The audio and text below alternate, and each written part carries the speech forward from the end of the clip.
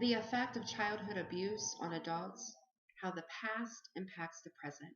In Davita's harp, Chaim Potok said, everything has a past. Everything. A person, an object, a word, everything.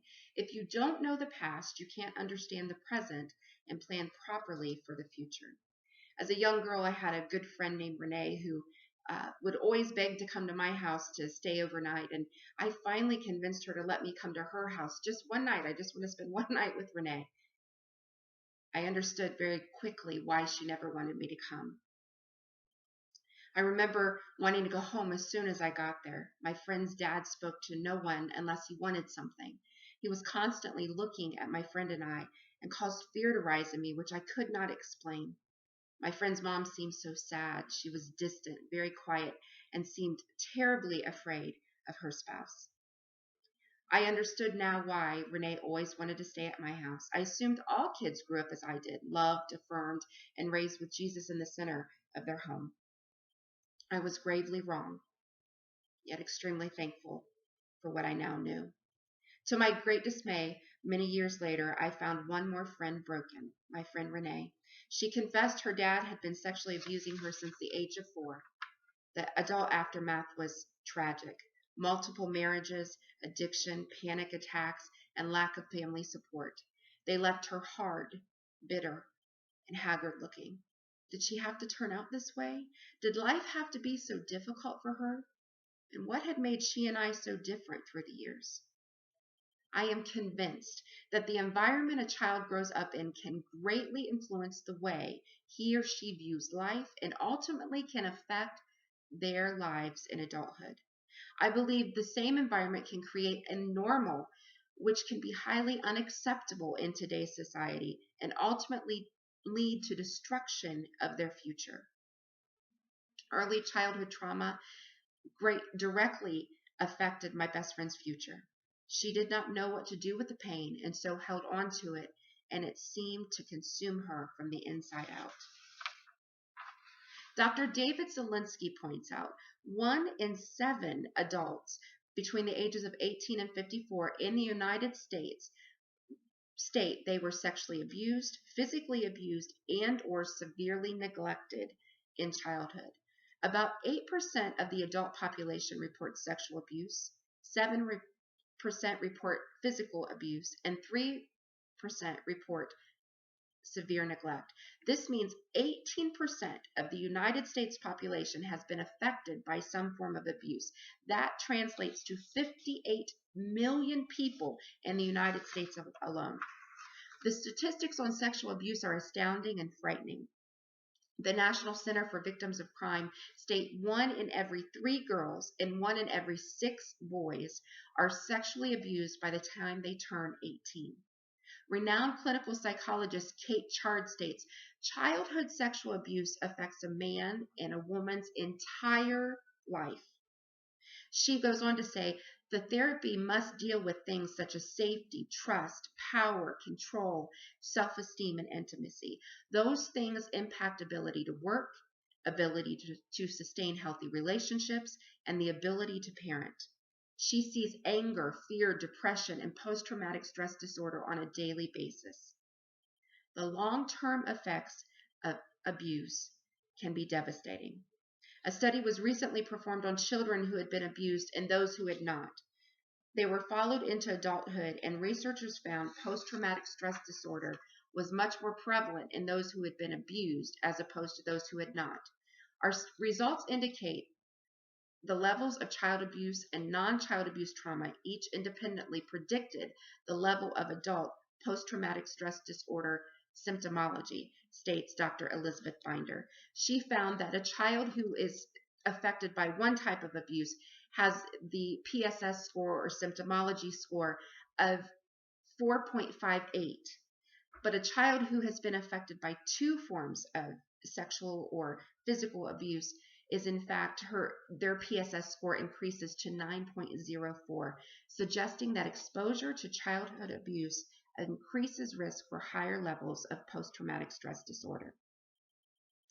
In a study of randomly sampled women ages 18 to 64, Dr. Bonomi found a higher prevalence of increasingly severe forms of depression among those who had reported physical and sexual abuse as children.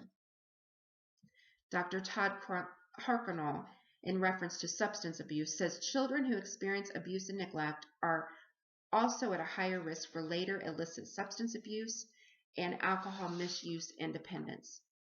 Another study conducted by Dr. Lamia Kauri looked at the type of abuse in childhood and the choice of substance abuse in childhood. He found in all subjects, physical abuse correlated with the use of all substances examined, while sexual abuse in childhood associated with cocaine and marijuana use only, suggesting differential effects of abuse type on substance abuse. According to Dr. Tarkson, it seems the incidence of familial secular abuse is much higher if a parent was a victim of abuse. He states, although most survivors of child maltreatment do not go on to maltreat their own children, they concluded that an estimated 1/3 of children who are subjected to childhood abuse and neglect go on to repeat patterns of abusive parenting towards their own children. In a study conducted by Dr. William Pendergast on 135 male sexual offenders in England, he found that an astounding 51% of the offenders had been abused in childhood. This caused Dr. Pendergast to want to do some more research to find out why males did not repeat abuse. What he found in 1993 were certain factors that affected males who had been abused that did not go on to abuse. Those factors were an ability to talk to an adult about the abuse that they had gone through, a good self-esteem, a positive, multiple positive role models, and real friends who did not cause trouble or chaos in their lives. He also found that they had been exposed to extensive religious education, stressing positive development and forgiveness rather than sin and damnation. Dr. David Zielinski points out nearly 20% of unemployed adults report they were abused or neglected as children, compared to 13% among adults with full or part-time jobs. That is an astounding number to think of how our people who are on welfare and so forth have been affected more than likely by forms of abuse. Everyone does respond to abuse differently. It is important to point out that not every person who has suffered abuse as a child will exhibit any of the issues addressed above that I just discussed. While there is no concrete way to know how a child will deal with abuse as an adult, it is wise to keep in mind reasons an adult may not carry the abuse of trust into adulthood. Dr. Kathleen Tackett says, not everyone who has experienced abuse will be traumatized. Researchers have identified several factors related to more severe reactions. In general, abuse will be more harmful if the abuser was someone you knew and trusted. And Dr. Chard goes on to say, what you think affects what you feel, which in turn affects what you do. We build on this by saying that due to the traumatic event that a child has experienced, the ability to process cognitively has been impaired. Biologists can look at the neurotransmitter connections in the brain and actually see differences in the brain between people who have been through traumatic events, such as child abuse, and people who have not. She states, there is no category for child abuse. What do you say to a 5-year-old? The brain doesn't have a place to store that kind of event, so it ends up bouncing around, not stored well at all in terms of the past processed event. So what we do in therapy is bring it up and process it and make the neurotransmitter connections. Putting it away is addressing it, she states. Addressing it can be very difficult and scary time in a victim's life, but it is definitely necessary for the overall benefits for health for the victim as well as the people they love in their adult life. Counseling, group therapy, journaling, small groups for victims are all palpable avenues to begin the journey to freedom from the pain. but only God can completely heal the brokenness. Nicole Bromley lived through extensive abuse, and she states, as much help as counselors can be, it is not in their power to heal you. For that, you need a greater power, the Almighty Healer.